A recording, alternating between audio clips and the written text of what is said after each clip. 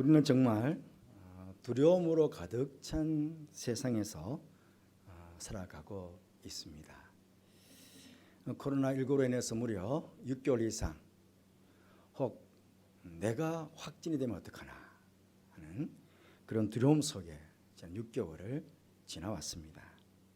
그런데 이번에는 집중호우로 인해 수많은 인명과 재산 피해가 발생했습니다. 하염없이 쏟아지는 비를 두려움으로 바라보면서 다만 비가 그치기만 기다릴 뿐 밀려오는 홍수에도 산사태에도 우리가 할 수 있는 일이 아무것도 없음을 보면서 이 자연재해 앞에 참 연약한 인간의 모습을 다시 한번 보게 되었습니다. 그리고 주중에 지구촌 건너편에서는 레바논에서 끔찍한 폭발로 인해 수많은 인명과 또 재산 피해가 났습니다.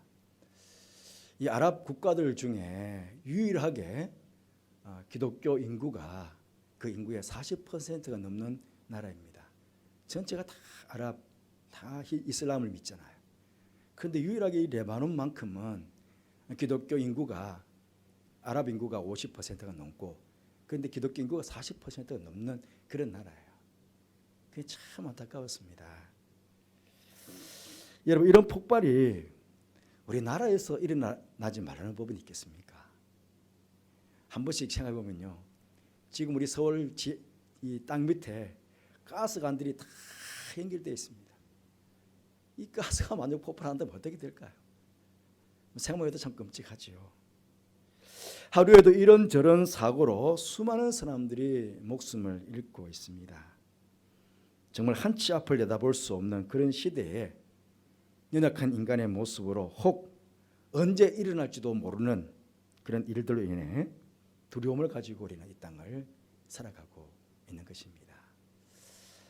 지난 한 주간 우리들이 함께 읽었던 성경은 예레미야서입니다.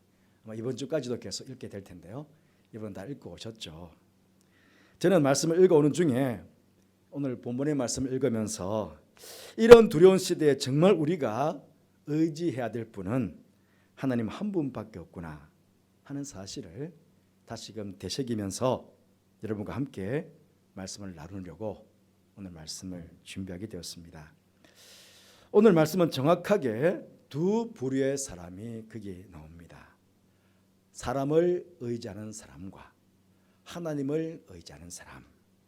먼저 사람을 의지하는 그 사람이 먼저 나옵니다. 5절 말씀 보시면 무릇 사람을 믿으며 육신으로 그의 힘을 삼고 마음이 여호와께서 떠난 그 사람은 저주를 받을 것이라 그랬습니다. 여기 사람이 세 종류의 사람이 나옵니다. 히브리어가 다 다른 사람, 육신, 사람 이렇게. 처음에 나온 이 사람을 믿으며에서 이 사람은 히브리어로 아담입니다. 아담. 그러니까 일반적인 의미의 사람이라는 뜻입니다. 첫사람 아담과 하와가 마귀에게 받은 제일 첫 번째 유혹은 선악과를 따먹으면 너희들도 하나님처럼 된다 하는 것이었습니다. 다른 말로 하면 하나님 없이 너희 스스로도 얼마든지 이 땅을 살아갈 수 있다 하는 그런 유혹이었습니다. 여기 사람을 믿으며, 이 믿으며라는 말, 이 말은요 히브리어로 이브타흐입니다. 이건 신뢰할 만한 대상을 의지하고 견고히 붙든다 하는 그런 뜻입니다. 이 신뢰할 대상 안에서 행복함도 없고 안정감도 없는다. 이게 다 포함되어 있어요.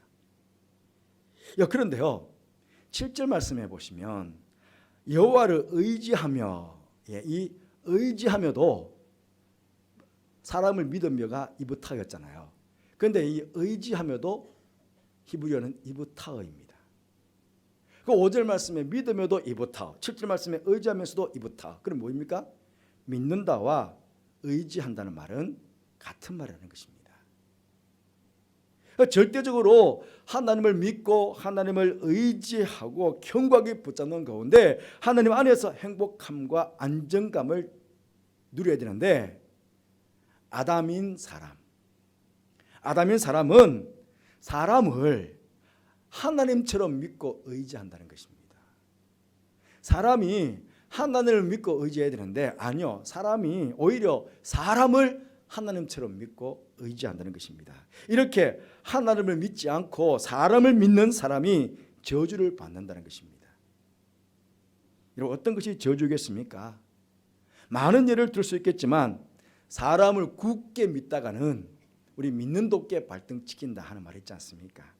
결국 믿은 사람에게 배신을 당하고 억울한 일을 당하고 절망하게 되면 그게 곧 저주가 아니겠습니까? 우리 주위에는 세상에는 이런 일들이 비일비재하게 많이 일어나고 있습니다.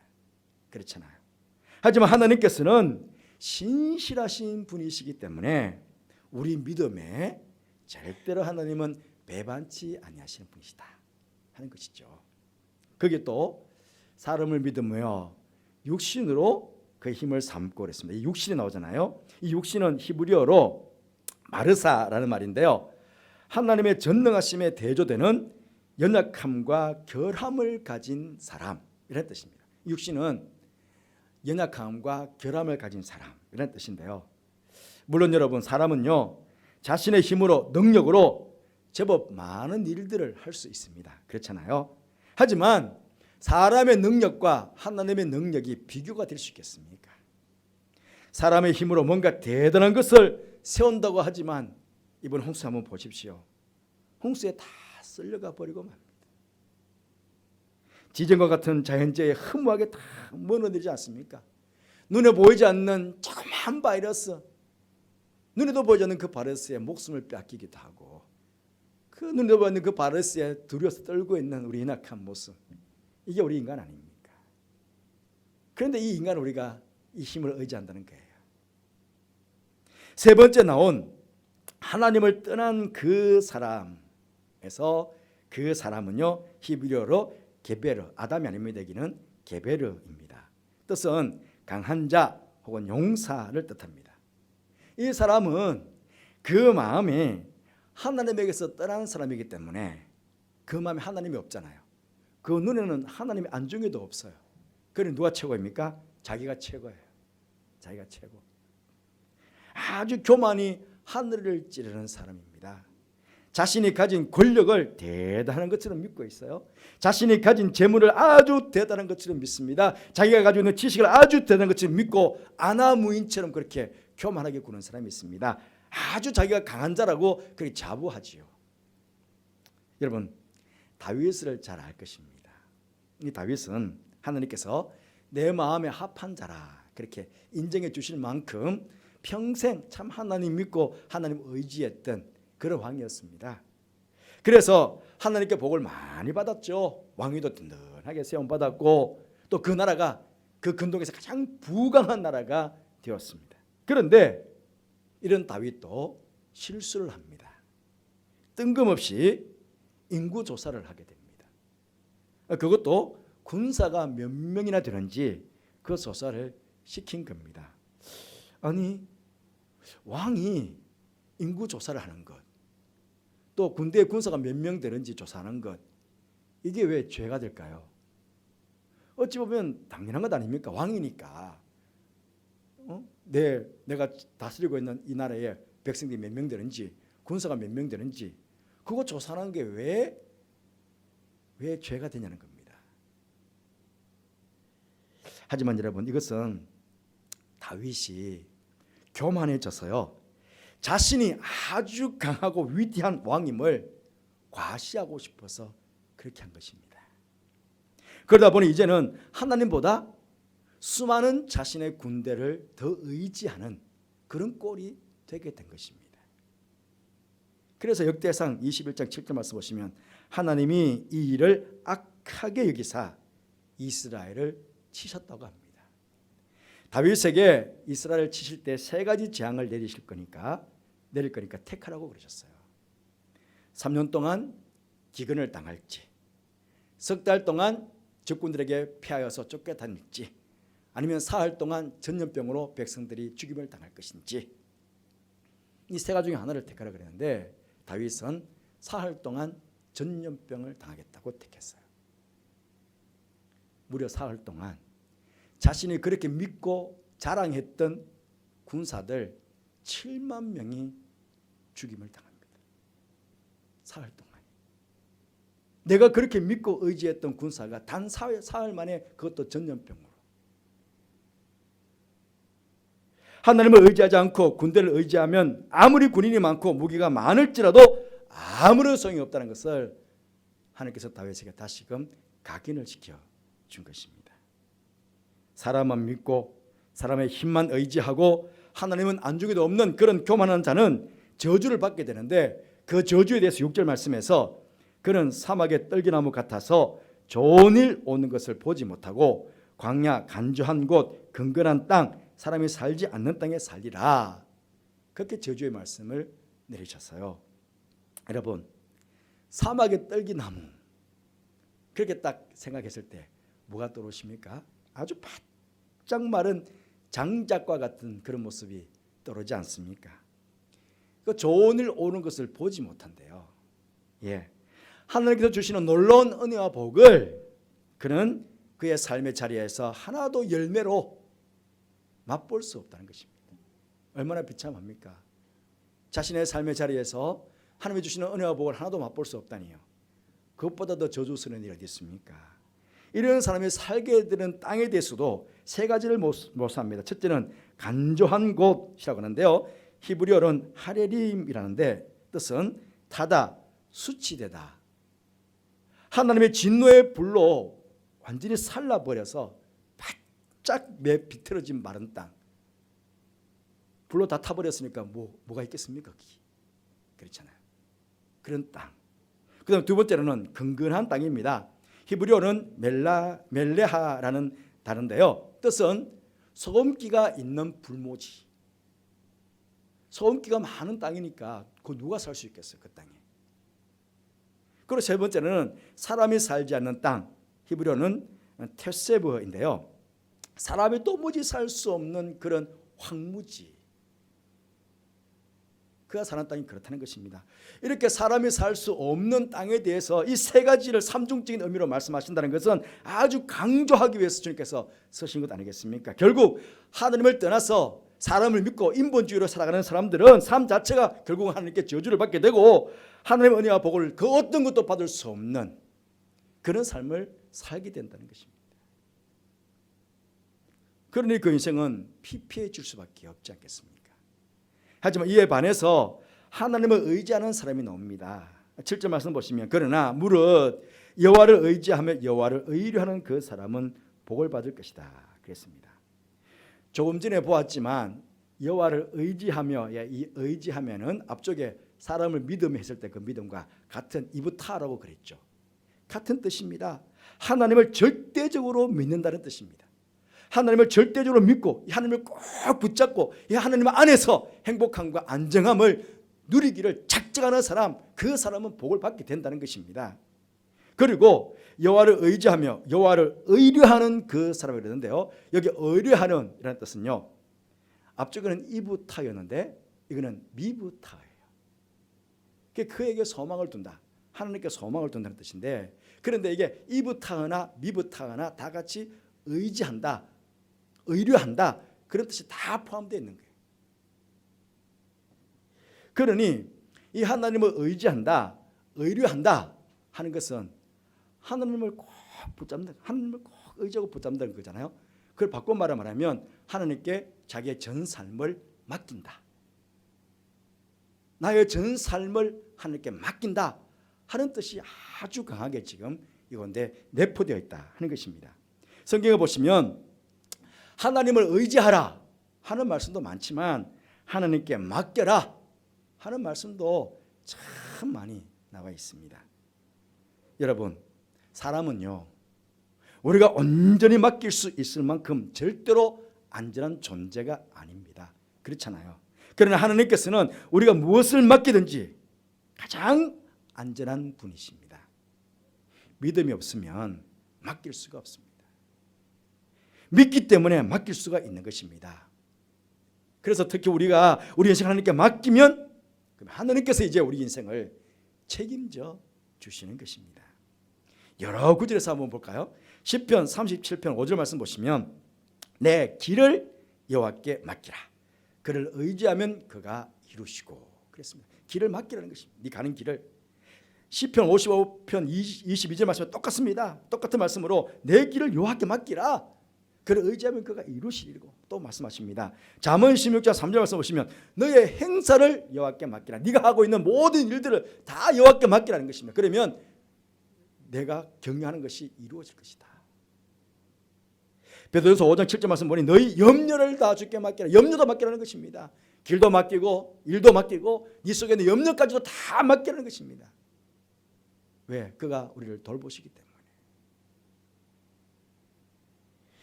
이런 여호와를 의지하고 자신을 하나님께 맡기는 사람들이 받는 복에 대해서 8절에서는 그렇게 말씀하십니다. 그는 물가에 심어진 나무가 그 뿌리를 강변에 뻗치고 더위가 올지라도 두려워하지 아니하며 그 잎이 청청하며 가무는 해에도 걱정이 없고 결실이 그치지 아니함 같으리라. 그렇게 축복의 말씀을 주십니다. 여러분, 사막의 떨기 나무가 완전히 대조를 이루고 있는 물가에 심어진 나무입니다. 우리나라에는 물가에 심어진 나무나 그렇지 않은 나무나 별 차이가 없어 보입니다. 왜냐하면 우리나라는 물이 풍족한 나라거든요. 물론 지금도 우리나라는 물 부족 국가가 되었다고 합니다. 워낙 오염이 많이 되어서. 하지만 우리나라는 그래도 물이 많습니다. 어느 곳에 가나 물이 있고 또 우리는 사실상 참 나무들이 살아가면 얼마나 푸르릅니까? 산에도 물이 있잖아요. 그러니까 사실상 푸른 나무들이 굉장히 많습니다. 하지만 대부분의 땅이 광야인 이스라엘은요, 물이 귀한 곳입니다. 그러니 그 나무가 물가에 심겨졌다는 것은 그 나무 자체가 큰 복을 받은 것입니다. 큰 복을. 하나님을 의지하고 하나님을 의뢰하는 그 사람은 생수의 권원 되시는 하나님께 믿음의 뿌리를 든든히 받고 있는 그런 사람인 것입니다. 생수의 권원 되시는 그 하나님께 자신의 믿음의 뿌리를 단단히 뻗쳐서 이렇게 받고 있는 것입니다. 그 흔들림이 없죠.